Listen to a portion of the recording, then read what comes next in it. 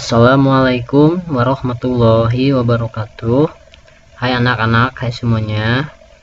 Pada video ini Bapak akan menjelaskan materi yang sudah Bapak berikan sebelumnya tentang dimensi 3 pada bab pertama. Nah, yang pertama Bapak akan jelaskan dulu jarak antara dua titik pada bangun datar. Nah, jarak antara dua titik itu bisa disebut juga dengan panjang garis yang menghubungkan kedua titik tersebut. Di contoh berikutnya, itu kita akan menentukan jarak antara titik ke garis. Kalau tadi kita menentukan jarak antara titik ke titik, nah sekarang kita akan menentukan jarak antara titik ke garis. Tapi caranya sama saja ya. Caranya sama saja dengan yang tadi, cuman di sini ada tambahan sedikit.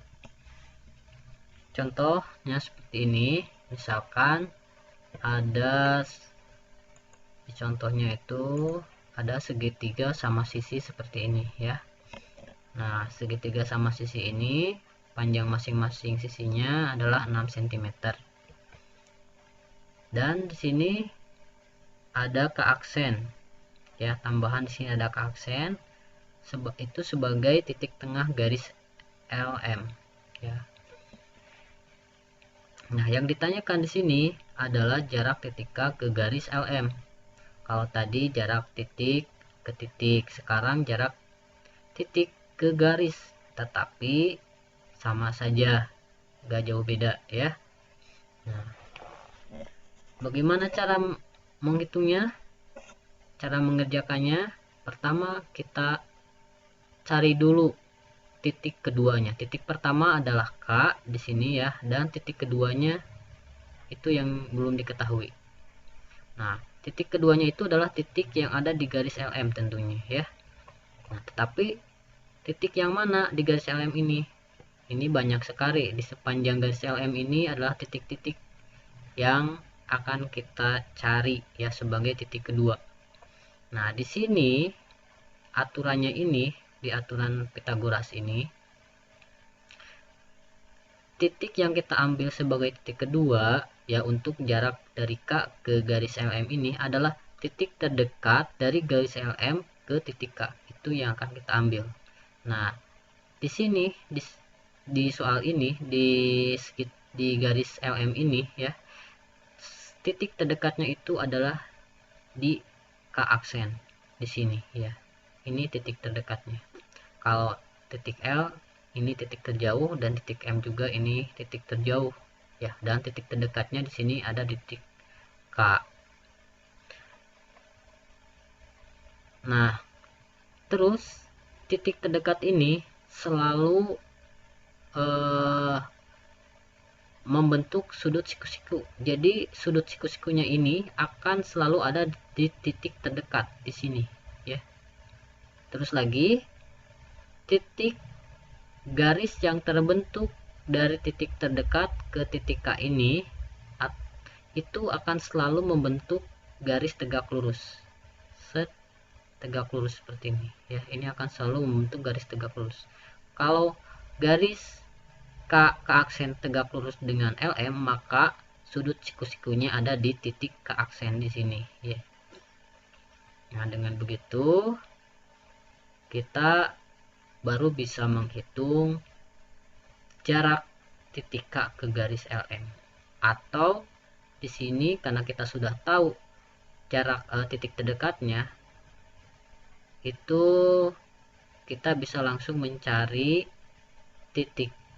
jarak titik K ke titik K aksen atau jarak titik K ke garis LM, sama saja. Nah, lanjut, kita di sini menentukan sisi miringnya ya, seperti yang sebelumnya. Untuk membuat rumus awal Pythagoras itu kita harus menentukan sisi miringnya dulu. Nah, di sini sisi miringnya adalah KM ya. Di sini sisi miringnya KM. Ini akan kita ambil sebagai sisi miring. ya. Karena apa? Karena di sini KM ini berhadapan dengan sudut siku-siku di sini. Berhadapan dengan sudut siku-siku. Nah, di sini segitiganya itu ya boleh mengambil segitiga K aksen LK atau K aksen MK ya. Di sini Bapak akan mengambil K aksen MK itu sebagai segitiga siku-sikunya. Nah, dari segitiga siku-siku K aksen MK ini sisi miringnya ada di KM. Kenapa? Karena KM ini atau garis KM ini adalah garis yang berhadapan dengan sudut siku-sikunya seperti ini. Nah, berikutnya kalau kita sudah menentukan sisi miring, baru kita bisa membuat rumus awal Pitagorasnya. Rumusnya seperti ini dan Bapak langsung tuliskan dengan jawabannya lengkap ya, biar lebih cepat. Nah, tapi sebelum itu, di sini yang diketahuinya hanya sisi-sisi dari segitiga sama sisi ini ya. KM 6 cm, LM 6 cm, dan LK juga 6 cm. Nah, tapi yang ke aksen M ini belum diketahui ya. Ini harus diketahui. Kenapa? Karena garis ke aksen M ini bagian dari segitiga siku-siku ya. Segitiga siku-siku yang salah satu sisinya akan kita cari, yang akan kita tentukan berapa panjangnya ya. Maka yang ke aksen M ini juga harus diketahui berapa panjangnya. Nah, untuk mengetahui berapa panjang ke aksen M ini gampang, yaitu tinggal dibagi 2 saja dari garis LM. Kenapa? Karena ke aksen ini, titik ke aksen ini ada di tengah-tengah LM. Maka untuk mengetahui panjang garis ke aksen M ini tinggal dibagi 2 saja dari garis LM. Seperti ini ya.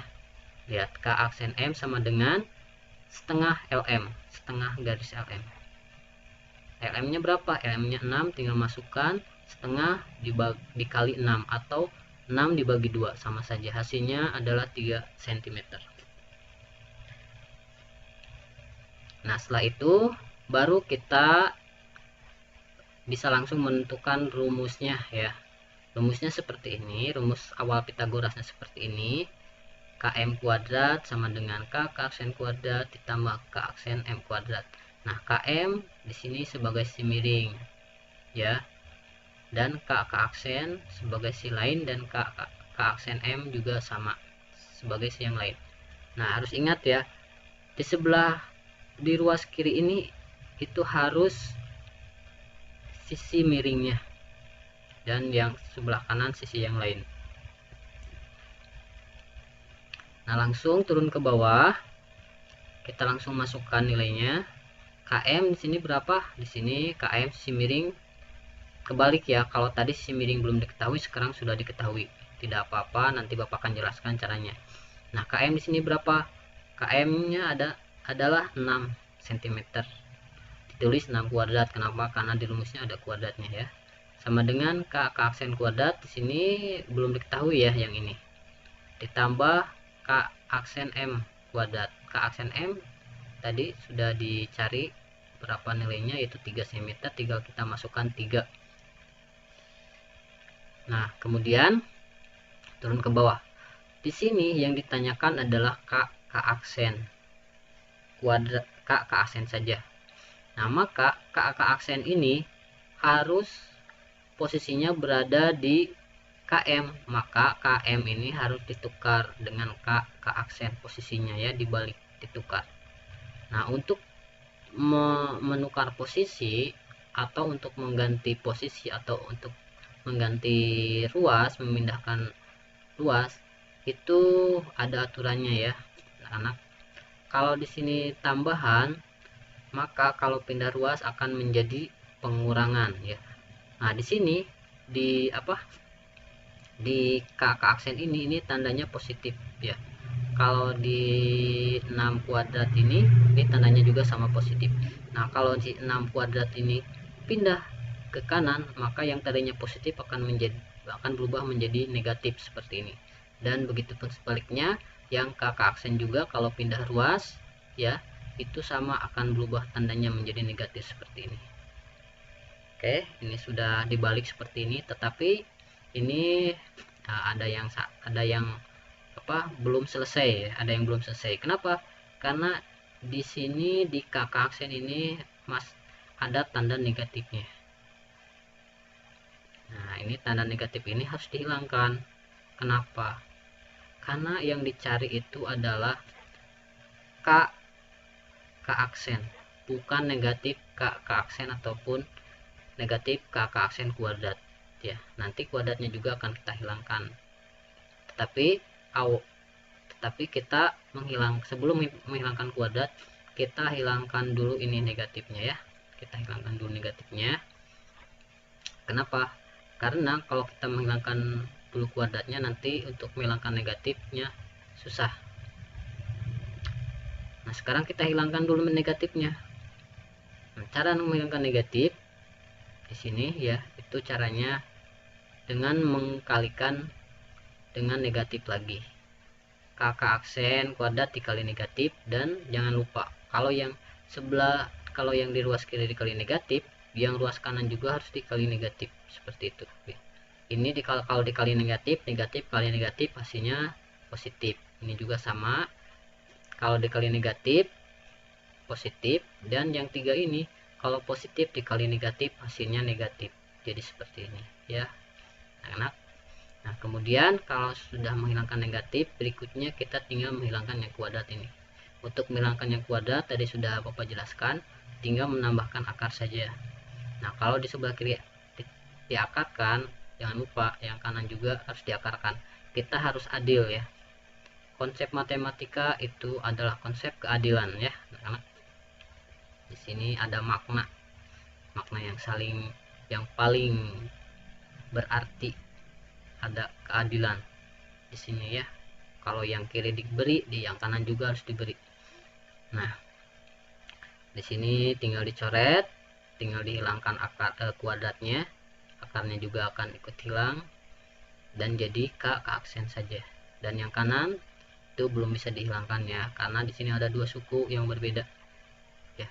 Maka caranya kita hitung di dalam akar saja seperti ini. 6 kuadrat 36, dan 3 kuadrat adalah 9. Maka 36 dikurangi 9 hasilnya 27. Nah, di sini akar 27 hasilnya 3 akar 3. Kenapa bisa jadi akar 3? Seperti ini. Nah, Bapak akan jelaskan caranya ya. Nah,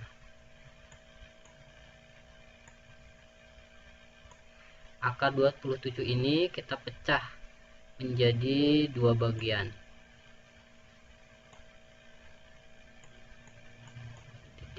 Titik titik ya. Nah, kedua angka di sini ya, harus salah satunya angka yang bisa diakarkan ya, harus yang bisa diakarkan. Contoh, berapa kali berapa hasilnya 27? Misalkan 9 kali 3. Nah, dari salah satu angka itu, 9 dan 3 itu, ada yang bisa diakarkan enggak? Kalau ada berarti bisa dipecah ya. Kalau tidak ada berarti tetap seperti ini, tidak bisa dipecah. Nah, di sini kan 9 kan bisa diakarkan, maka akar 27 ini bisa dipecah menjadi akar 9 dikali akar 3. Nah, bentuk seperti ini itu bisa dirubah menjadi seperti ini ya. Akar 9 dikali akar 3. Di sini kali di sini bisa diganti dengan titik ya anak-anak. Bisa dikali dengan titik.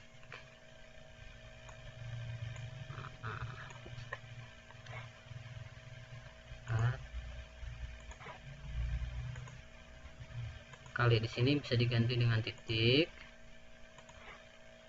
Ini ya.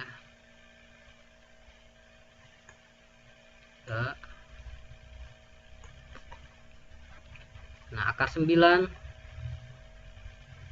hasilnya adalah 3, akar 3 tetap akar 3. Jadi Di sini bisa ditulis seperti ini, 3 akar 3. Titiknya di sini boleh dihilangkan. Kenapa? Karena di sini beda jenis ya. Di sini 3 dan di sini akar. Kalau satu jenis seperti ini akar, maka harus diberi tanda titik. Kalau beda jenis seperti ini, maka titiknya bisa dihilangkan. Jadi seperti ini bentuknya ya, anak. Nah, seperti itu. Dan hasilnya jadi jarak titik K ke garis LM, atau jarak titik K ke titik K aksen, atau jarak titik K ke titik terdekat dari garis LM ini adalah 3 akar 3. Begitu ya, gampang sekali ya anak-anak. Mudah-mudahan bisa mengerti, bisa paham. Nah, kalau misalnya belum paham itu boleh ditanyakan ke Bapak langsung melalui chat WA ya. Nah, mungkin itu saja untuk pembahasan kali ini ya. Sekian dari Bapak. Wassalamualaikum warahmatullahi wabarakatuh.